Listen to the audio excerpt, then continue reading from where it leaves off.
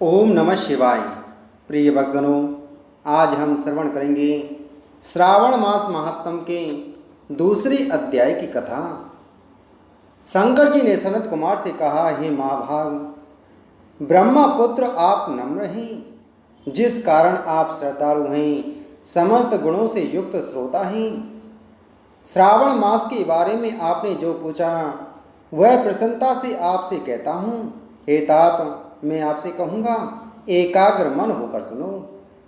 हे योगिनी, श्रावण मास में नियम से रहकर मनुष्य 4 बजे सायंकाल भोजन करें, 1 महीने तक रुद्राभिषेक करें, अपनी प्रिय किसी वस्तु को छोड़ दें, पुष्प फल धान्य तुलसी की मंजरी युक्त दल बिलपत्रों से भगवान शंकर की लक्ष्य पूजा करें, कोटि लिंग आदि का निर्माण अर्चन करें, ब्राह्मणों को भोजन कराएं, नियम का धारण प्रण करें, उपवास करें। मुझे पंचामृत से अभिषेक अति प्रिय है, उसे भी करें।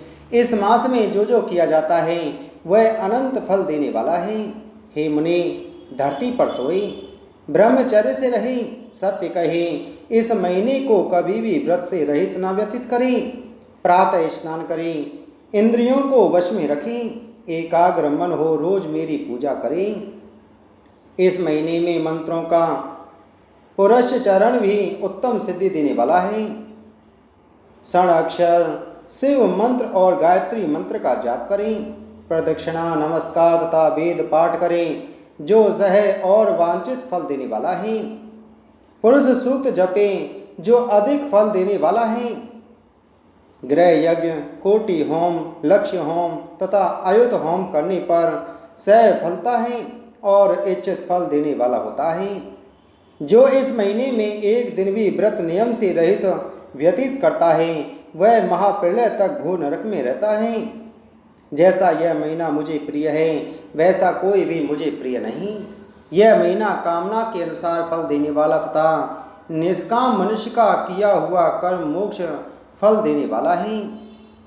हे सत्तम, उस समय में जो धर्म कहे गए हैं उनको मुझसे सुनो।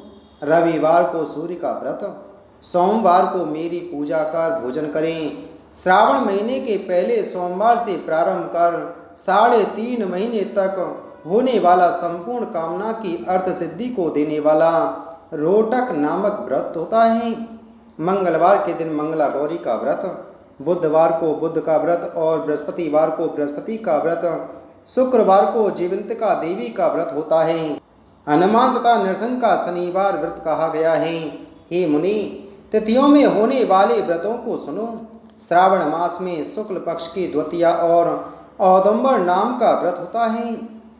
श्रावण मास की शुक्ल पक्ष की तृतीया को गौरी नाम का व्रत होता है।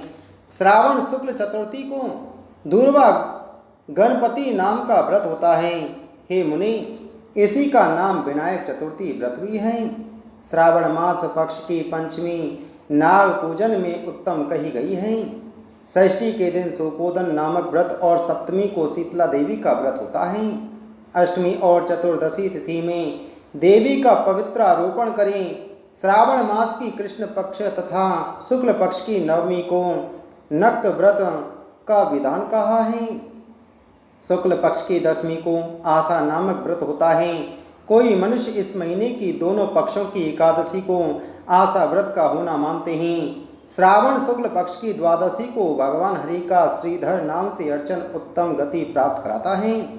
श्रावण शुक्ल पक्ष पूर्णिमा को उत्सर्जन उपाकर्म, शुभादीप उपाकर्म की सभा में रक्षाबंधन, श्रावणी कर्म, सर्वबलि तथा हयग्रीव नामक भगवान विष्णु का अवतार कहा है। ये 7 काम श्रावण शुक्ल पूर्णिमा को होते हैं।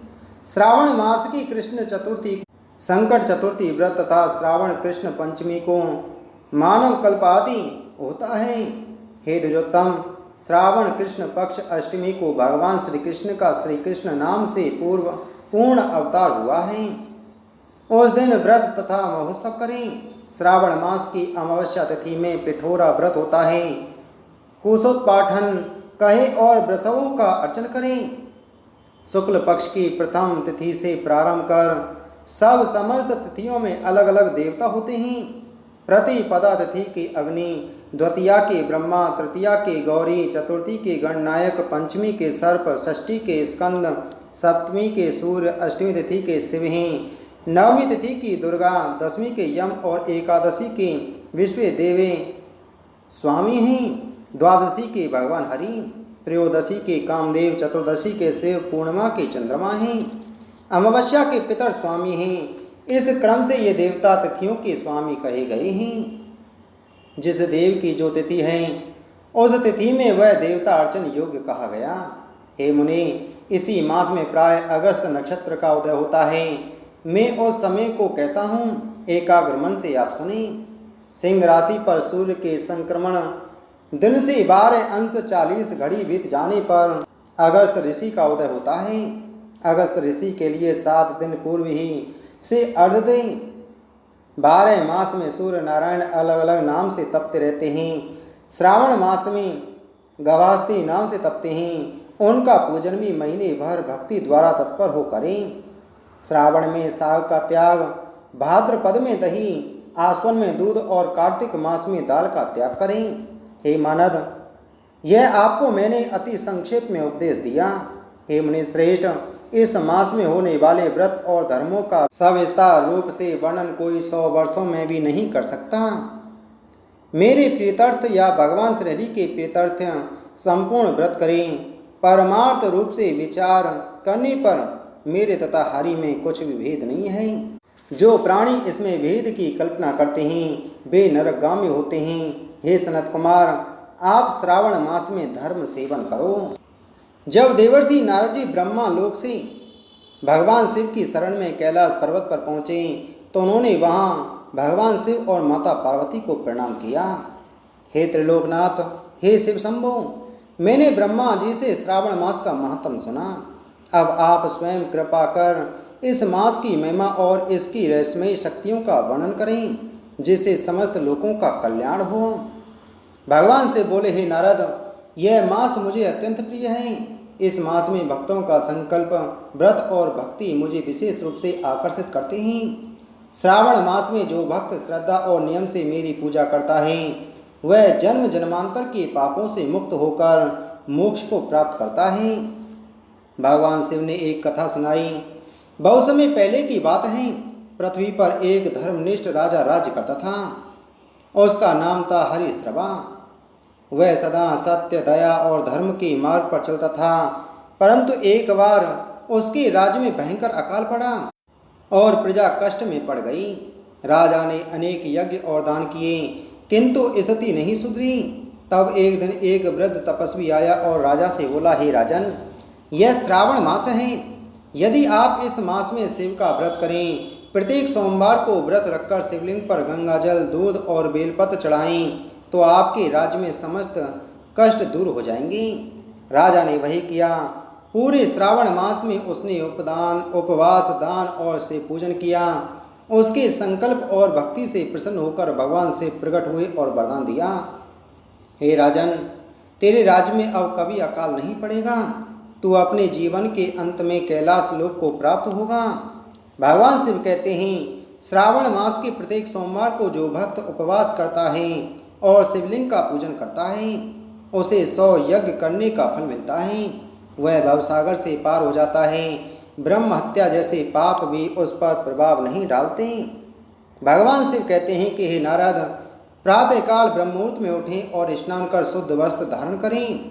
श्रावण मास में ओम नमः शिवाय मंत्र का 108 बार जप करें। शिवलिंग पर गंगाजल, दूध, शहद, दही, बेलपत्र, धतूरा, पुष्प अर्पित करें।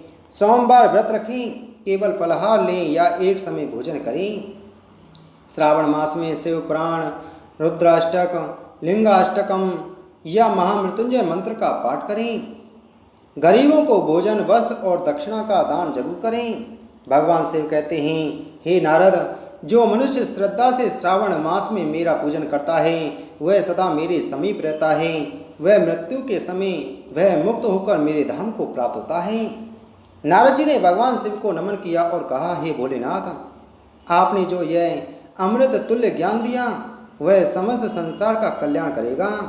मैं अब इसे लोकों में जाकर सुनाऊंगा।